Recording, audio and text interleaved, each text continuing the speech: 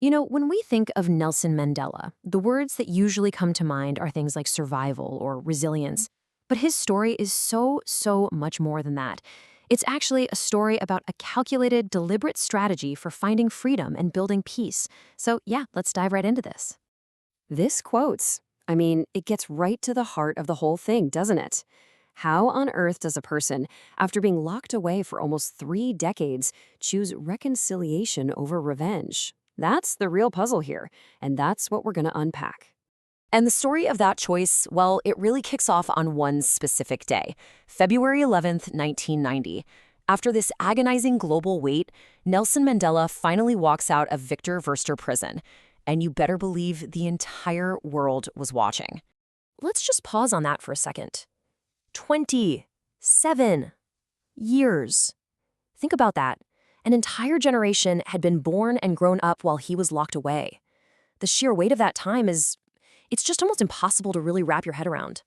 So to put it into perspective, he was sentenced to life way back in '64. He became the world's most famous political prisoner. His release in 1990, that wasn't just the end of his personal sentence. It was really the beginning of the end for apartheid itself. And this is what was so absolutely stunning to everyone. The world, and honestly a lot of people in South Africa, they were expecting a call to arms, a cry for vengeance. And instead, his very first words as a free man were about building a future that included everyone, even the people who had oppressed him. So the big question is, how did he get to that point? Well, it definitely wasn't by accident. Those 27 years weren't just about surviving day to day. They were a period of intense preparation, of transformation. For him, prison actually became a kind of university. And let's be very clear, the conditions were designed to be brutal. For 18 of those years, he was on Robben Island. The hard labor in the lime quarry permanently damaged his eyesight. Everything, from the tiny cell to the daily grind, was engineered with one single purpose: to break his spirit. And this is where you see the real battle that was being fought. While the apartheid regime was focused on crushing him physically, Mandela was focused on something completely different. His goal wasn't just to endure. It was to get inside the minds, to understand the worldview of the very people who had locked him up. And how did he do this? Well, for one, he studied Afrikaans, the language of the Afrikaner minority who ran the country. He read their history books. He even learned their poetry. Now, this wasn't some act of submission. No way. This was strategy. He knew that to one day negotiate with his enemy, he had to understand them on their own terms. And this dedication to understanding the other side, it leads to this next crucial point. See, Mandela's idea of freedom wasn't just about walking out of a cell. It was a core principle he absolutely refused to compromise on, even when they offered him a kind of gilded cage. This happened multiple times. The apartheid government would offer him a deal. Hey, you can have your freedom. But there were always conditions. Renounce violence, accept certain restrictions, and every single time, his answer was a hard no. So here's the thing that's so important to get. For Mandela, freedom was indivisible. His own personal liberty meant absolutely nothing if it was separated from the freedom of all South Africans. He was never going to trade a collective struggle for his own personal comfort. And this quote, wow, it just nails his entire strategy, doesn't it? His study of Afrikaans wasn't just some academic exercise. He believed that if you were ever going to build the trust needed for a peaceful transition, you couldn't just appeal to logic, to someone's head. You had to reach their heart. And for him, the path to the heart was through language and culture. Okay, so all of this brings us to what is maybe the single greatest example of his whole philosophy in action.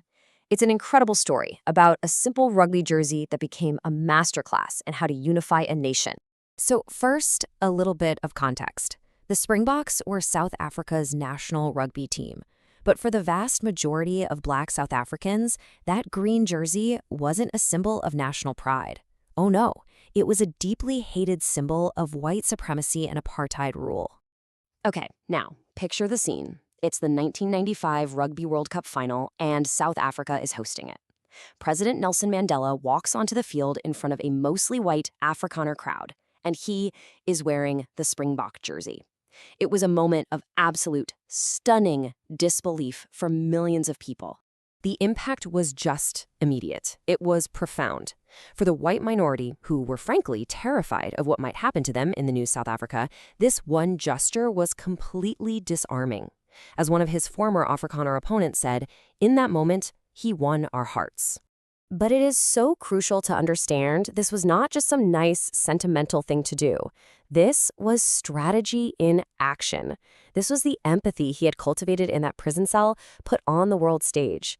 It was a calculated message to the white minority that said, your culture, your symbols, your identity, they have a place in this new Rainbow Nation too.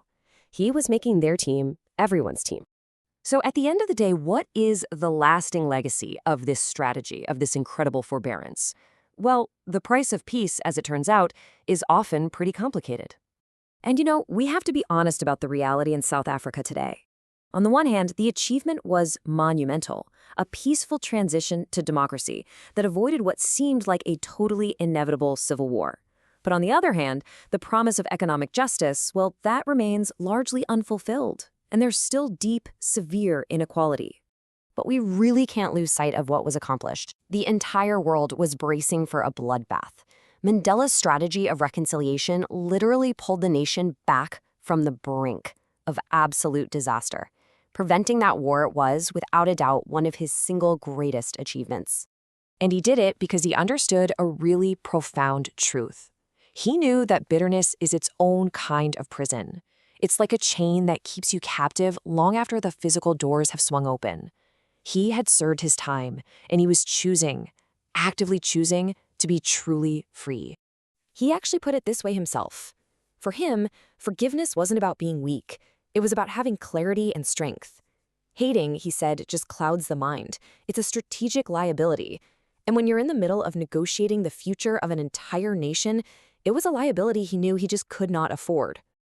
And all that leaves us with one final thought, kind of turning his incredible story into a universal question. His prison was made of stone and steel, sure, but his greatest escape was from the prison of hatred. And so the question for all of us is, what prison will you choose to leave?